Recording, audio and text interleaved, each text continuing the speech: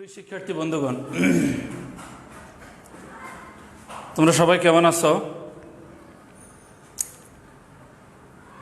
আশা করি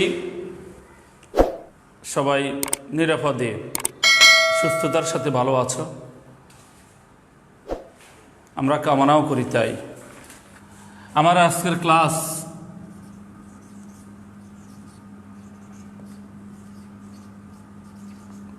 দাখিল দশম শ্রেণীর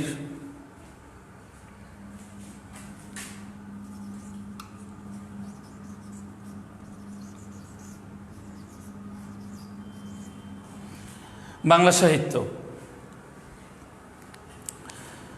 আমাদের এই অনলাইন ক্লাস দূরে এবং কাছে আমাদের অভিভাবক মণ্ডলী, শুভাকাঙ্ক্ষী সহ যারা এই অনলাইন ক্লাস দেখছেন, উপভোগ করছেন, সবাইকে আন্তরিক মোবারকবাদ।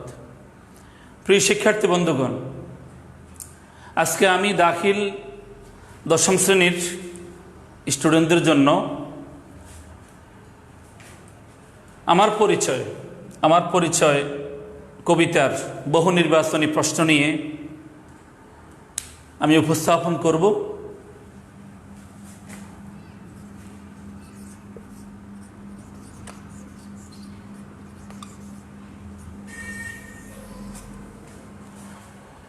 বিগত ক্লাসেও আমি দাখিল দশম শ্রেণীর বহু নির্বাচনী নিয়ে আমি কথা বলেছি। আজকেও দাখিল দশম শ্রেণীর সিলেবাসের একটি গুরুত্বপূর্ণ কবিতা আমার পরিচয়ের বহু নির্বাচনী নিয়ে কথা বলবো। বর্তমান প্রশ্ন পদ্ধতিতে বহু নির্বাচনী 30 মার্কস আর সৃজনশীল গদ্য এবং পদ্য মিলে 70 মার্কস। প্রিয় শিক্ষার্থী বন্ধুগণ, যারা এই মুহূর্তে আমাদের ক্লাসে যুক্ত হয়েছ এবং যারা যুক্ত হবে, সবার প্রতি আমার উদাত্ত আহ্বান, সবাই আমাদের যে মূল পাঠ্য বই বাংলা সাহিত্য দাখিল নবম এবং দশম শ্রেণীর জন্য নির্ধারিত যে বাংলা সাহিত্য, এই মূল বইটি তোমাদের সামনে নেওয়ার জন্য আমি সকলের দৃষ্টি আকর্ষণ করছি। পাশাপাশি খাতা এবং কলম নিয়ে ক্লাসে যুক্ত হওয়ার জন্য আমি সকলের দৃষ্টি আকর্ষণ করব। বিগত সালের প্রশ্নগুলো একটু সবাই দেখবা যে কিভাবে প্রশ্ন হয়। সেই আলোকে আমি তোমাদেরকে বহু নির্বাচনী প্রশ্ন নিয়ে বা প্রশ্নের কিভাবে হইতে পারে এরকম একটা ধারণা দেওয়ার আমি চেষ্টা করব। প্রথমে কবি পরিচিতি থেকে অনেকগুলা প্রশ্ন এখানে তোমরা চয়ন করতে পারো। তার জন্ম, তার শিক্ষাকাল, তার কর্মজীবন, তার সাহিত্যকর্ম ইত্যাদি নিয়ে, এবং কি তিনি যে সাহিত্য রচনা করেছেন, এই সাহিত্য রচনা করে তিনি বিভিন্ন উপাধিতে ভূষিত হয়েছেন, ওইখান থেকেও প্রশ্ন আসে। যেমন কি তিনি 21 পদক পেয়েছেন, বাংলা একাডেমি পুরস্কার সহ অনেক সাহিত্য পুরস্কার পেয়েছেন। তার জন্ম সৈয়দ শামসুল হক, তার জন্ম 1935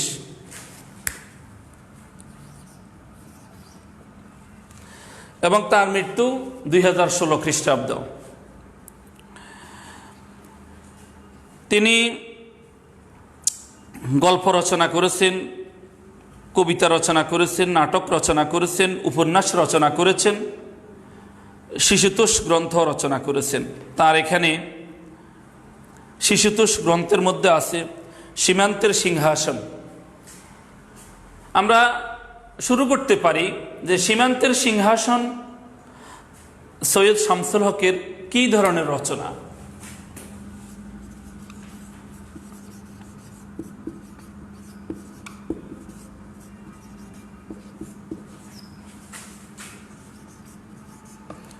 সীমান্তের সিংহাসন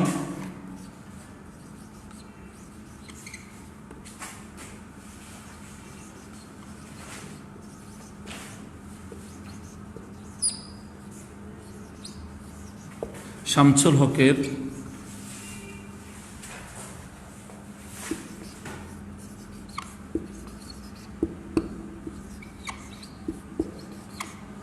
কি ধরনের রচনা?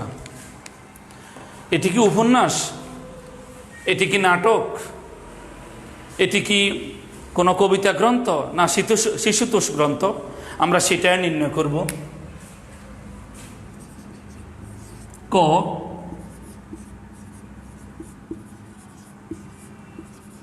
উপন্যাস,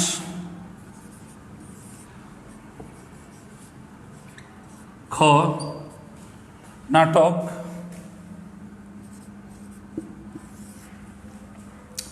গ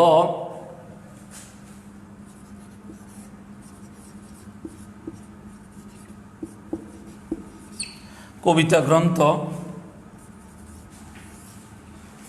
ঘ শিশুতোষ গ্রন্থ,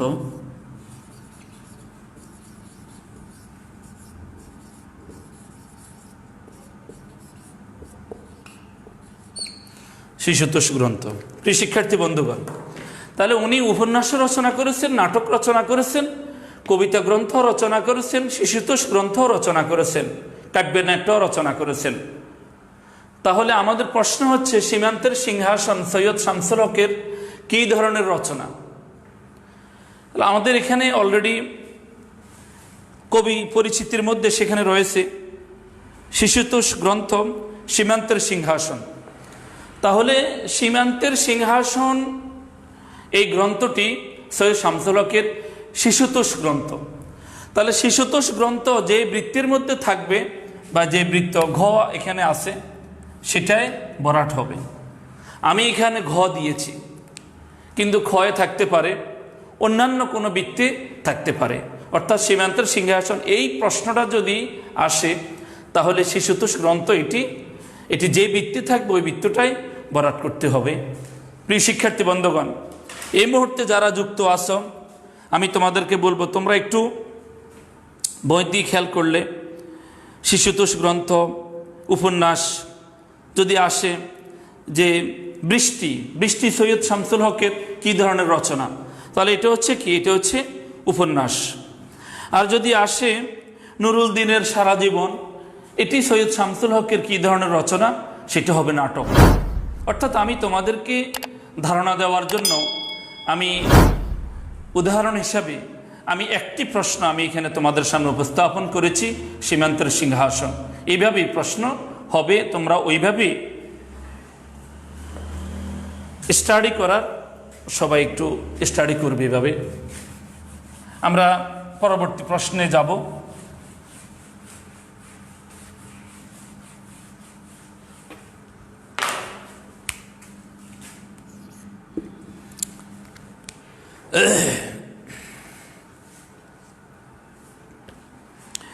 আমি জন্মেছি বাংলায়, আমি বাংলায় কথা বলি, আমি বাংলার আলপথ দিয়ে হাজার বছর চলি, চলি পলিমাটি কোমলে আমার চলার চিহ্ন পেলে, 1300 নদী সুধায় আমাকে কোথা থেকে তুমি এলে। 1300 নদী আমার কাছ থেকে জানতে চা, আমাকে জিজ্ঞেস করে তুমি কোথা থেকে এলে। প্রিয় শিক্ষার্থী বন্ধুগণ, তাহলে আমরা এখান থেকে একটা প্রশ্ন আমরা লিপিবদ্ধ করতে পারি যে আমার পরিচয় কবিতা উল্লেখিত নদীর সংখ্যা কত, বা আমার পরিচয় কবিতায় সৈয়দ শামসুল হক কতটি নদীর কথা উল্লেখ করেছেন। প্রশ্ন এভাবে হতে পারে। তো আমরা লিখতে পারি আমার পরিচয় কবিতায় উল্লেখিত নদীর সংখ্যা কত।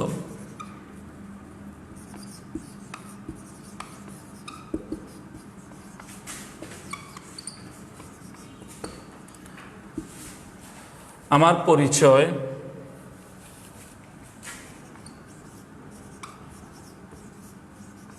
কবিতায়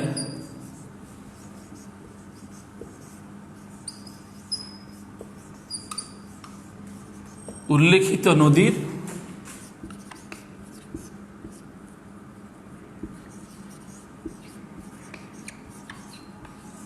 সংখ্যা কত।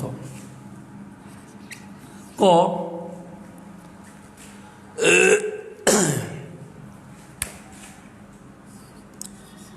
আমরা দিতে পারি 1200। খ আমরা দিতে পারি 1300। ঘ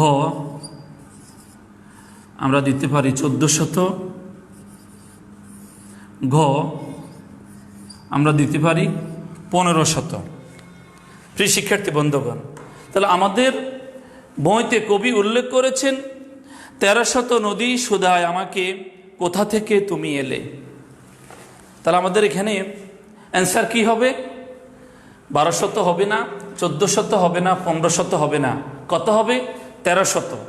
যেহেতু আমার পরিচয় কবিতায় কবি সৈয়দ শামসুল হক তিনি 1300 নদীর কথা উল্লেখ করেছেন, তাহলে 1300 নদী যে বৃত্তে থাকবে, 1300 যে বৃত্তে থাকবে, সেই বৃত্তটা আমাদের কি হবে? আমাদের ভরাট হবে, অর্থাৎ খ। আমি খ দিয়েছি, কয়ে থাকতে পারে, ঘয়ে থাকতে পারে, ঘয়ে থাকতে পারে, যেখানে থাকবে আমরা সেটা আমরা কি করব? আমরা ভরাট করব। প্রিয় শিক্ষার্থী বন্ধুগণ, এইভাবেই সৃজনশীল পদ্ধতিতে বহু নির্বাচনী প্রশ্নগুলো হয়ে থাকে। আরও গুরুত্বপূর্ণ এর পরের প্যারায়, আমি তো এসেছি চর্যাপদের অক্ষরগুলো থেকে, আমি তো এসেছি সওদাগরের ডিঙ্গার বহর থেকে, আমি তো এসেছি কৈবর্তের বিদ্রোহী গ্রাম থেকে, আমি তো এসেছি পালযুগ নামে চিত্রকলার থেকে।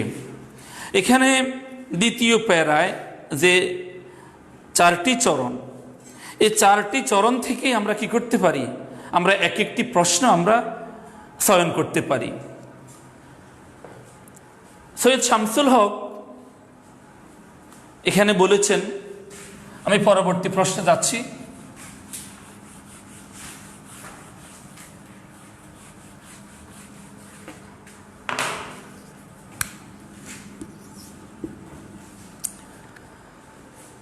আমি তো এসেছি চর্যাপদের অক্ষরগুলো থেকে। চর্যাপদ বাংলা সাহিত্যের আদি নিদর্শন।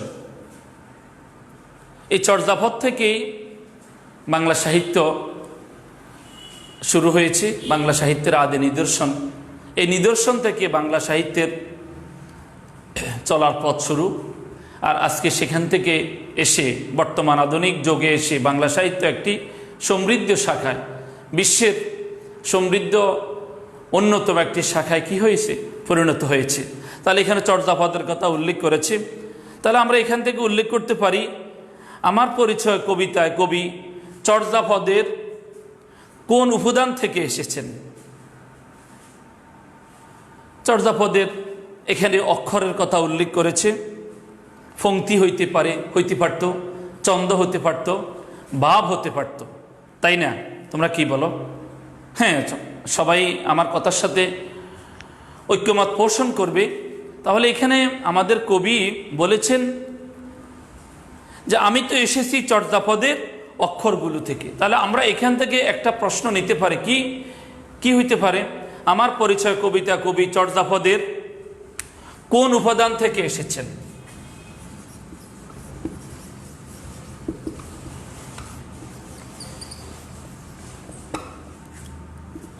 আমার পরিচয়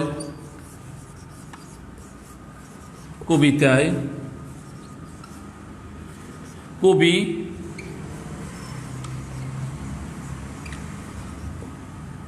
চর্যাপদের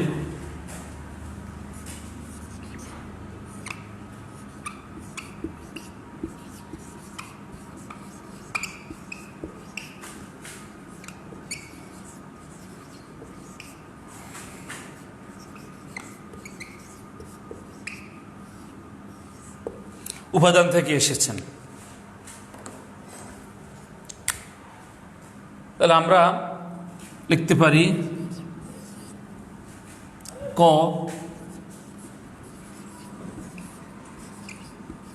হইতে পারে পংক্তি, খ হইতে পারে অক্ষর, গ হইতে পারে ছন্দ, ঘ হইতে পারে ভাব। প্রিয় শিক্ষার্থী বন্ধুগণ,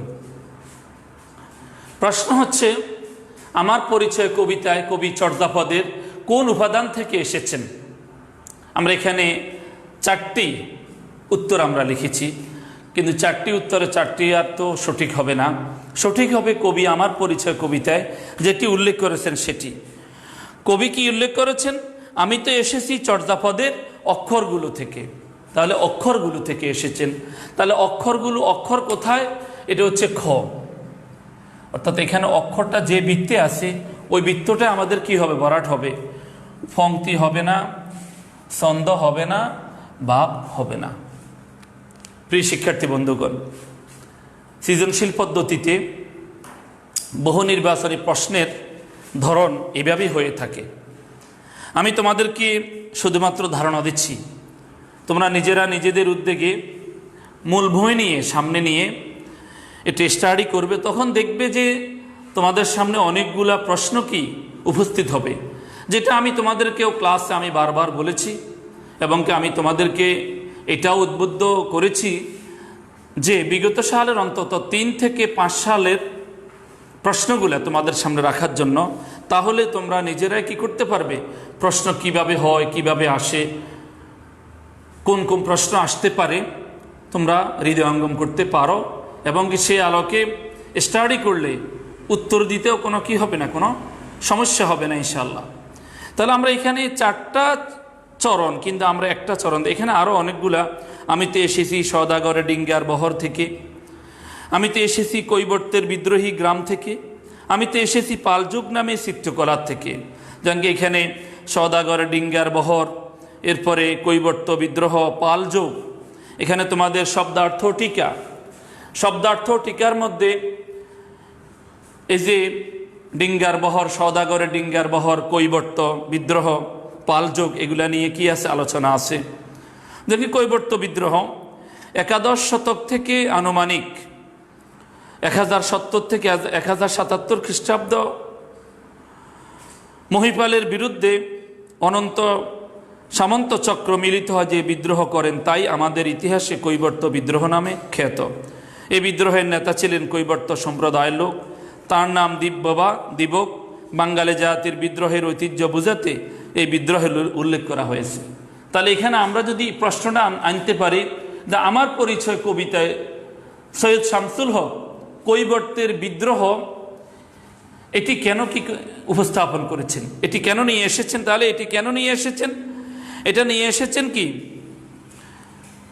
বাঙালি জাতির বিদ্রোহের ঐতিহ্য বোঝাতে। তাহলে আমরা নিজেরা প্রশ্ন করতে পারি এবং কি সাথে সাথে আমরা উত্তরও আমরা কি করতে পারি? আমরা মুখস্থ করে নিতে পারি বা আমরা লিখতে পারি। পালযুগ 750 খ্রিস্টাব্দে গোপালের রাজ্য শাসনের মধ্য দিয়ে বঙ্গ পালযুগের সূচনা হয়। তারপর 400 বছর পাল বংশের রাজত্ব টিকেছিল। এই সময় শিল্প সাহিত্যের অসামান্য বিকাশ সাধিত হয়।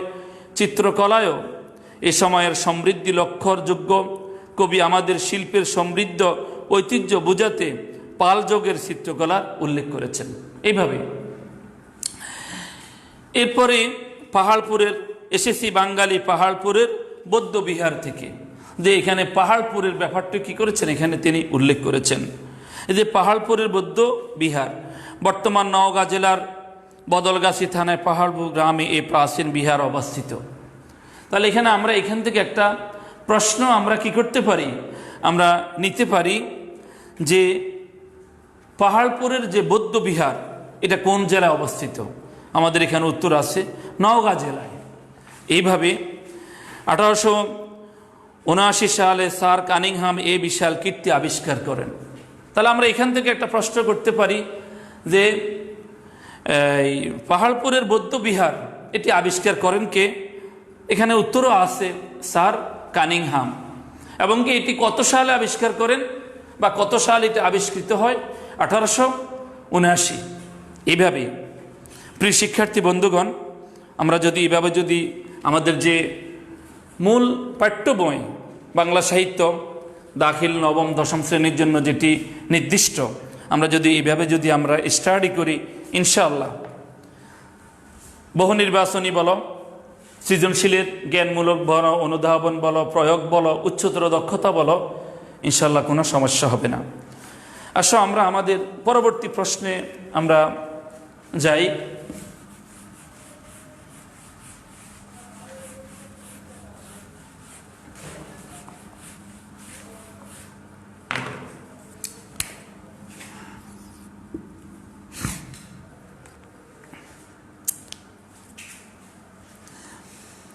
আমার পরিচয় কবিতায় সৈয়দ শামসুল হক আমাদের পরিচয় দিতে গিয়ে পাহাড়পুরে বৌদ্ধবিহার, জোড় বাংলার মন্দির ভেদি, বরেন্দ্রভূম, আউল বাউল মাটির দেউল, তারপরে ভারবইয়া, কমলার দিঘি, মহুয়ার পালা, তিতুমির হাজী শরীয়তুল্লাহ।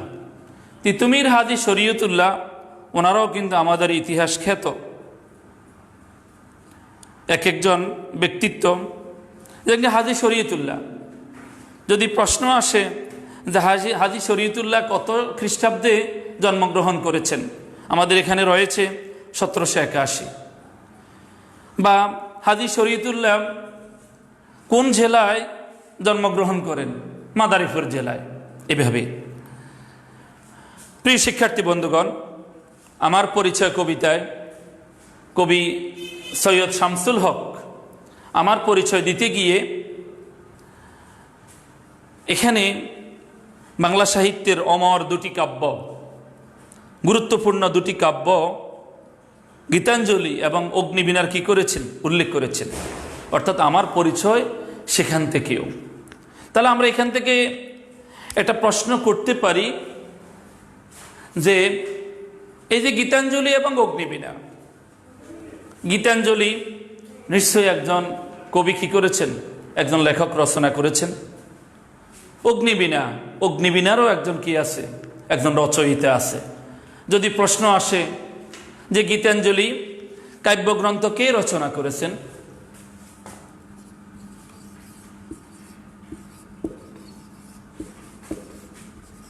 গীতাঞ্জলি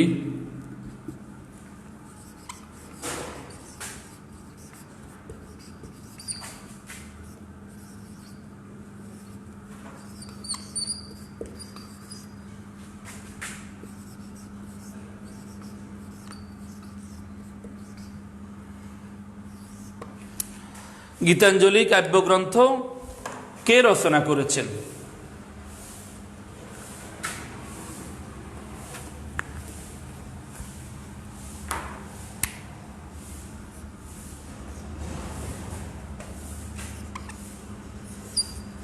আমরা দিতে পারি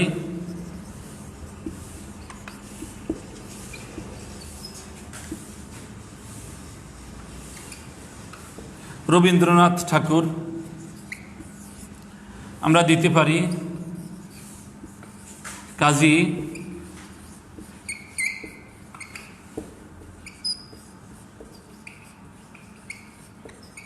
নজরুল ইসলাম, আমরা লিখতে পারি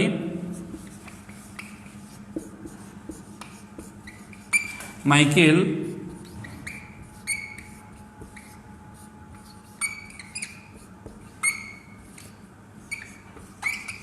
মধুসূদন দত্ত,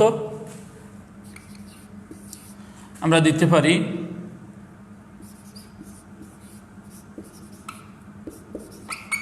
জসিমউদ্দিন।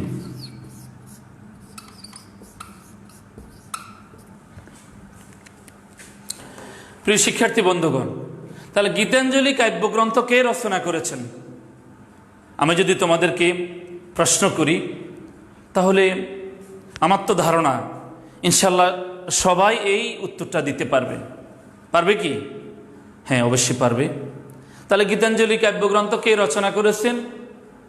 বিশ্বকবি রবীন্দ্রনাথ ঠাকুর। আমি এখানে আরো তিনজন ব্যক্তির নাম আমি উল্লেখ করেছি। তিনিও আমাদের বাংলা সাহিত্যের কাজী নজরুল ইসলাম অমর কাব্য রচনা করেছেন, বাংলা সাহিত্যের গুরুত্বপূর্ণ ব্যক্তিত্ব। মাইকেল মধুসূদন দত্ত, তিনিও আরো গুরুত্বপূর্ণ ব্যক্তি। জসিমউদ্দিন তো আছেন। তাহলে গীতাঞ্জলি কাব্যগ্রন্থ রচনা করেছেন কে? রবীন্দ্রনাথ ঠাকুর। রবীন্দ্রনাথ ঠাকুর যে বৃত্তে থাকবে এই গীতাঞ্জলি কাব্যগ্রন্থ রচনার ক্ষেত্রে, তাহলে ওই বৃত্তটা আমাদের কি হবে? আমাদের বরাট হবে। ওই বৃত্তটা আমরা কি করতে হবে? আমরা বরাট করতে হবে। হ্যাঁ প্রিয় শিক্ষার্থী বন্ধুগণ, গীতাঞ্জলি আসলো না, হয়তো আসলো অগ্নিবীণা। অগ্নিবীণা কাব্যগ্রন্থ কে রচনা করেছেন? সবাই ইনশাল্লাহ এটাও বলতে পারবে আমাদের বাংলাদেশের জাতীয় কবি, বাংলা সাহিত্যের প্রখ্যাত কবি কাজী নজরুল ইসলাম, যিনি বাংলা সাহিত্যের গুরুত্বপূর্ণ ভূমিকা কি করেছেন, পালন করেছেন বাংলা সাহিত্য রচনার ক্ষেত্রে। এইভাবে প্রশ্ন কি, প্রশ্ন আসতে পারে। প্রিয় শিক্ষার্থী বন্ধুগণ, সৈয়দ শামসুল হক এখানে আমাদের গুরুত্বপূর্ণ ব্যক্তিদের নাম উল্লেখ করেছেন। আমি তিতুমিরের কথা বলেছি, হাজী শরীয়তুল্লাহর কথা বলেছি, এখানে ক্ষুদিরাম রয়েছে, সূর্য সেন রয়েছে, জয়নুল রয়েছে, অবন ঠাকুর রয়েছে, সর্বশেষ বঙ্গবন্ধু শেখ মুজিবুর রহমান সাহেবের কথাও কি এখানে উল্লেখ রয়েছে। অর্থাৎ চর্যাপদ থেকে শুরু করে আজকে যে আমাদের স্বাধীন সার্বভৌম একটি দেশ, একটি রাষ্ট্র, পৃথিবীর মানচিত্রে ছোট্ট একটা খণ্ড যে অধিকার করে আছে বাংলাদেশ নামক যে সুন্দর শ্যামল একটি রাষ্ট্র, চর্যাপদ থেকে আজকের এ পর্যন্ত আমার পরিচয়, এখানে আমার পরিচয় বলতে ব্যক্তি কোনো পরিচয় না, অর্থাৎ আমাদের বাঙালি জাতির পরিচয়টা সৈয়দ শামসুল হক কবিতার মধ্য দিয়ে কি করেছেন, প্রকাশ করেছেন।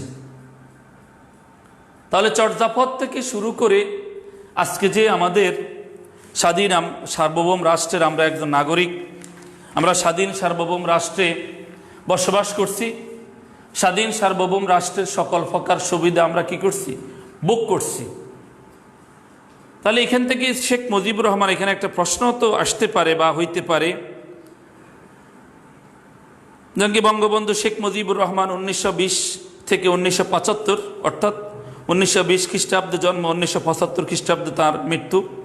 ফরিদপুর জেলার বর্তমান গোপালগঞ্জ টঙ্গিপাড়া গ্রামে জন্মগ্রহণ করেন।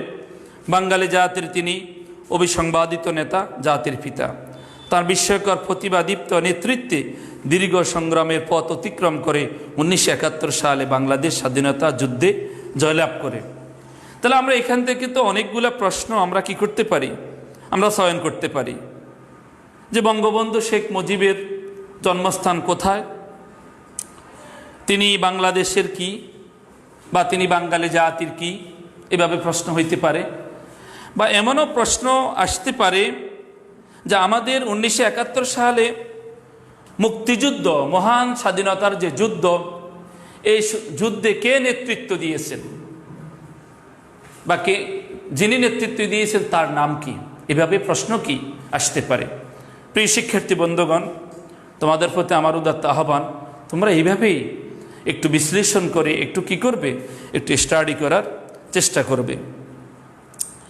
সর্বোপরি আমার পরিচয় সৈয়দ শামসুল হক, এই কবিতায় তিনি আমাদের পরিচয় দিয়েছেন এবং কি তিনি কি করেছেন, তিনি বাঙালি জাতির জন্য আশাবাদ ব্যক্ত করেছেন, আকাঙ্ক্ষা পোষণ করেছেন। কি করেছেন, তবে তুমি বুঝি বাঙালি জাতির বীজ মন্ত্রটি শোনো নাই, সবার উপরে মানুষ সত্য তাহার উপরে নাই।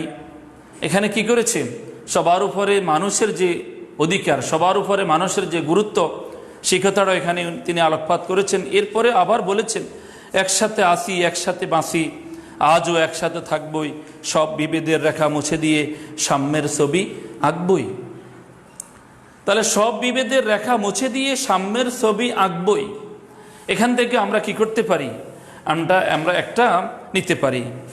কি হইতে পারে, যে আমার পরিচয় কবিতা সব বিভেদের রেখা মুছে দিয়ে কবি কিসের ছবি আঁকার কথা বলেছেন, বা কিসের ছবি আঁকার প্রত্যয় ব্যক্ত করেছেন।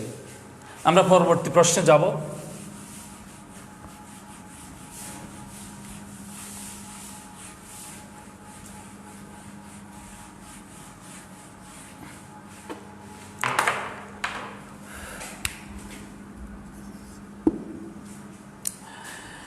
আমার পরিচয়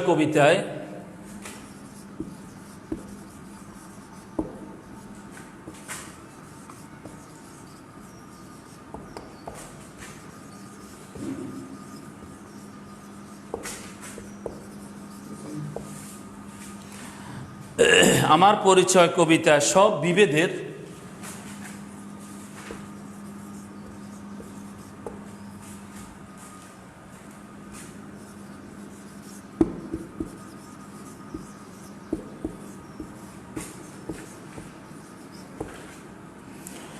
সব বিভেদের রেখা মুছে দিয়ে কবি কিসের ছবি আঁকার কথা বলেছেন? কবি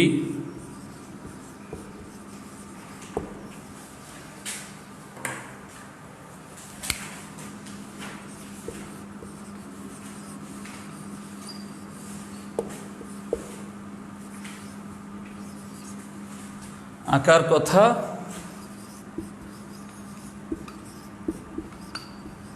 বলেছেন। তিনি মূলত কিসের কথা বলেছেন? সাম্যের ছবি আঁকার কথা বলেছেন। তা আমরা কি লিখতে পারি? আমরা এখানে প্রশ্ন অ্যান্সারটা কালেক্ট করার জন্য আমরা লিখতে পারি, উনি ঐক্যের কথাও বলতে পারতেন, উনি প্রেমের কথাও বলতে পারতেন, বা উনি বিজয়ের কথাও বলতে পারতেন। কিন্তু তিনি প্রেমের কথা বলেননি, ঐক্যের কথা বলেননি, বিজয়ের কথা বলেননি। তিনি বলেছেন সাম্যের কথা। তাহলে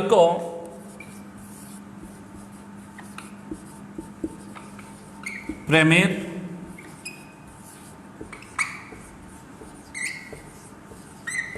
ঐক্যের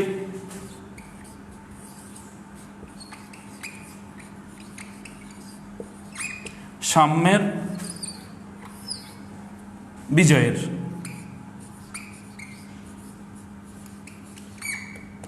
বিজয়ের। প্রিয় শিক্ষার্থী বন্ধুগণ, তাহলে আমার পরিচয় কবিতায় সব বিভেদের রেখা মুছে দিয়ে কবি কিসের ছবি আঁকার কথা বলেছেন, বা কবি কিসের তত্ত্ব ব্যক্ত করেছেন? প্রেমের, ঐক্যের, সাম্যের, বিজয়ের। তাহলে এখানে তিনি কিসের কথা বলেছেন? সাম্যের কথা। সাম্যের কথা। প্রেমের কথা বলেননি, ঐক্যের কথা বলেননি, বিজয়ের কথা বলেননি। অর্থাৎ 1971 সালে আমাদের যে মহান স্বাধীনতা যুদ্ধ হয়েছে, মহান স্বাধীনতা যুদ্ধের দীর্ঘ সংগ্রামের মধ্য দিয়ে আমাদের যে স্বাধীনতা সূচিত হয়েছে, এটার পিছনে একটাই কথা ছিল যে আমাদের দেশে উঁচু নিচু কোনো ভেদাভেদ থাকবে না। সেখানে কি সাম্য, একটা সবার ভিতরে সাম্য বা সবার ভিতরে একটা শান্তি শৃঙ্খলা বিরাজমান থাকবে, বিরাজ করবে। এটাই ছিল তৎকালীন সময়ের মূল মন্ত্র। প্রিয় শিক্ষার্থী বন্ধুগণ, তাহলে আমরাও কি করব? আমার পরিচয় কবিতা থেকে শিক্ষা নিয়ে আমরা আমাদের ফ্যামিলিগত, পারিবারিক, সামাজিক শিক্ষা প্রতিষ্ঠান সব জায়গাতে আমরা কি করব? আমরা সাম্যের ছবি আঁকার চেষ্টা করব। তাহলে আমার পরিচয় কবিতাটা সৈয়দ শামসুল হক যে রচনা করেছেন, আমাদের সামনে উপস্থাপন করেছেন, সেটা সার্থক হবে।